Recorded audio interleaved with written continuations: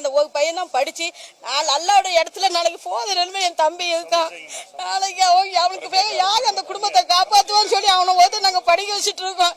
இவ்வளோ மோட்டிவ் நடக்குன்னா அந்த ஸ்கூல்ல என்ன கவனிச்சிட்டு இருந்தாங்க, பேக்கில் அருவாலை வச்சு கொண்டு வந்திருக்கான். கொண்டு வந்து அந்த அருவாலை எடுத்து வெட்டுற அளவுக்கு இவன் இங்க பக்கம் இருந்திருக்கான். அவன் நினைச்சுக்கான் ஏதோ கட்டையை வச்சு அடிச்சுட்டான் போல அப்படின்னு. அப்போ பாத்தீங்கன்னா சட்டை ஃபுல்லா ரத்தம் வந்திருக்கு.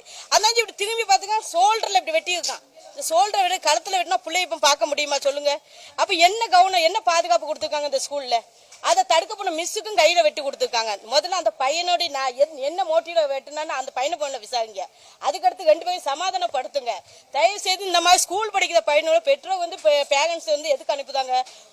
ஆசிரியர்கள் பிள்ளைகளை கவனமா பார்ப்பாங்க, அந்த நம்பிக்கையில தான் நாங்கள் அனுப்புதோம். எங்க பிள்ளைக்கு உயிருக்கு பாதுகாப்பு இல்லைங்கம்மா நாங்கள் எங்க போய் இது பண்ணோம்? இப்போ அப்போ ஸ்கூலுக்கே அனுப்பாம பிள்ளைகளை வைக்க முடியுமா? அப்ப படிக்காம எப்படி நாங்க காலத்தை கழிக்க முடியும் சொல்லுங்க? நாளைக்கு அவனுக்கு அப்புறம் யார் இப்ப அந்த அவன் தான் பெரியவன், அவன் தான் நிர்வாகம் பண்ணணும். சின்ன பிள்ளைல இருந்து அவனை சொல்லி நாங்க ஒவ்வொரு நாளும் அவன் ஒரு வாரத்துல 3 நாள் டயர்சன் போட்டு தான் என் தம்பி அவ்வளவு கஷ்டப்பட்டு நாங்க படிக்க வச்சுட்டு இருக்கோம். இந்த நிலைமையில இப்படி ஆக்கிய எனக்கு எங்க போகுது உலகம்னு எனக்கு கண்டுபிடிக்க முடியல. தயவு செய்து இந்த மீடியா மக்கள் எல்லாம் சேர்ந்து இது அரசாங்கத்திட்ட தெரியப்படுத்தி இது என்ன யாதுன்னு இனிமே மாணவ கையில ஆயுதங்களே வரக்கூடாது அப்படிங்கிற மாதிரி ஒரு சட்டத்தை கொண்டு வாங்க தயவு செய்து. நான் வந்து அத்தை வேண்டாம், அத்தை பேர் வந்து பானு.